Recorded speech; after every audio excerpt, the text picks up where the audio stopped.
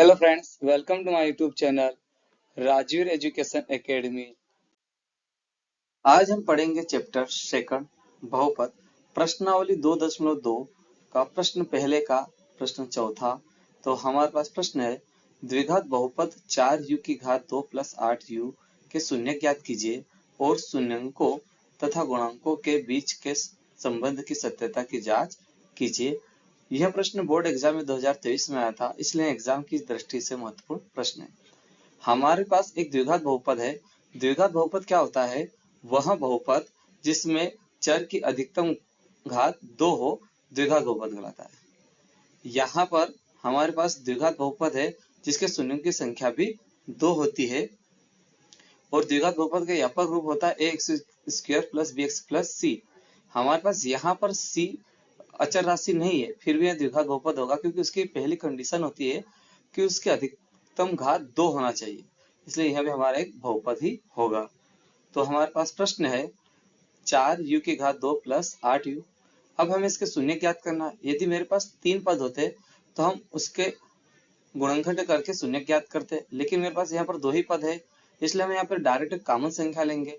हमारे पास 4u plus 8u का उभयनिष्ठ गुणनखंड 4u होता है, इसलिए मैं यहाँ से 4u कॉमन ले लूंगा। तो मेरे पास यहाँ पर ब्रैकेट में u बचेगा प्लस मैं 4 से 8 को विभाजित कर दूंगा तो 2 बार और u से u विभाजित हो जाएगा, तो हमारे पास आ जाएगा 4u ब्रैकेट में u प्लस 2 ब्रैकेट बंद।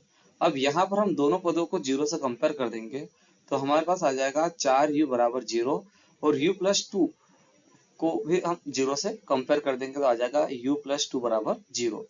अब यहाँ हम पक्षांतर करेंगे तो हमारे पास आ जाएगा ये जो 4 है ये गुणित में है u के रिस्पेक्ट में, पक्षांतर करेंगे तो 0 के भागित में चला जाएगा तो हमारे पास आ जाएगा u बराबर 0/4। यहाँ पर जो 2 है वो प्लस में है, पक्षांतर करेंगे तो माइनस में चला जाएगा तो हमारे पास आ जाएगा u बराबर -2। अब हमारे पास यदि किसी भी मतलब 0 में किसी भी संख्या से विभाजित करें तो उसका मान 0 ही होता है, इसलिए हमारे पास u बराबर 0 आ जाएगा और ये u बराबर -2 ही रहेगा। ये हमारे बहुपद के शून्य आ गए हैं, यही हमारा आंसर है। द्विघात बहुपद के हमारे पास 2 शून्य आ गए हैं, पहला शून्य होगा 0 और दूसरा शून्य है -2। ये हमने शून्य ज्ञात कर ली। अब यदि प्रश्न में शून्यंकों तथा गुणांकों के बीच जांच पूछे तो ही इस प्रश्न को आगे बढ़ाना, अदरवाइज यहाँ पर इस क्वेश्चन को क्लोज कर देना, यही हमारा आंसर होगा। अब हम जांच करेंगे तो हम जानते हैं कि द्विघात बहुपद का व्यापक रूप ax square plus bx plus c होता है, अतः द्विघात बहुपद 4u की घात 2 प्लस 8u से तुलना करने पर तो मेरे पास a बराबर 4 आ जाएगा, क्योंकि यहाँ पर x स्क्वायर रिप्रेजेंट कर रहा है a को और यहाँ u स्क्वायर रिप्रेजेंट करेगा 4 को, तो इसलिए मेरे पास a का मान 4 आ जाएगा। b बराबर मेरे पास आ जाएगा 8, क्योंकि यहाँ पर x रिप्रेजेंट कर रहा है b को और यहाँ u रिप्रेजेंट कर रहा है 8 को, इसलिए मेरे पास b बराबर 8 आ जाएगा। और c का मान मेरे पास 0 आ जाएगा, क्योंकि यहाँ c जो होता है वो अचर राशि होती है और मेरे पास इस पद में c जो राशि और तीसरा पद है वो 0 है, इसलिए मेरे पास c बराबर 0 आ जाएगा।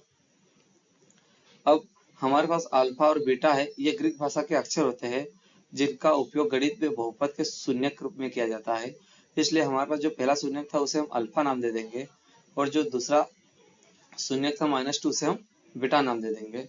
अब हम ज्ञात करेंगे शून्यकों का योगफल, तो हमारे पास शून्यक है अल्फा और बीटा और योगफल का मतलब होता है प्लस, तो हम कर देंगे अल्फा प्लस बीटा जिसका फार्मूला होता है बराबर -b/a। अब यहाँ पर हम वैल्यू पुट कर देंगे तो अल्फा का मान है हमारे पास 0 प्लस का प्लस, बीटा का मान है -2 तो हम ब्रैकेट में कर देंगे -2 बराबर, ये जो माइनस है ये फार्मूले का माइनस है तो माइनस का माइनस कर दिया और b का मान है हमारे पास 8 तो 8 पुट कर दिया और बटे में a है और a का मान हमारे पास 4 है, इसलिए बटे में कर दिया 4। अब यहाँ पर हम ब्रैकेट ओपन करेंगे तो मेरे पास आ जाएगा -2 और यहाँ 4 से 2 को विभाजित कर दूंगा 2 बार तो हमारे पास आ जाएगा -2। ये हमारे शून्यकों का योगफल आ गया है और यदि हमारे पास ये दोनों पक्ष बराबर आते हैं तो हमारा उत्तर सही होता है। अब हम जांच करेंगे शून्यकों का गुणनफल।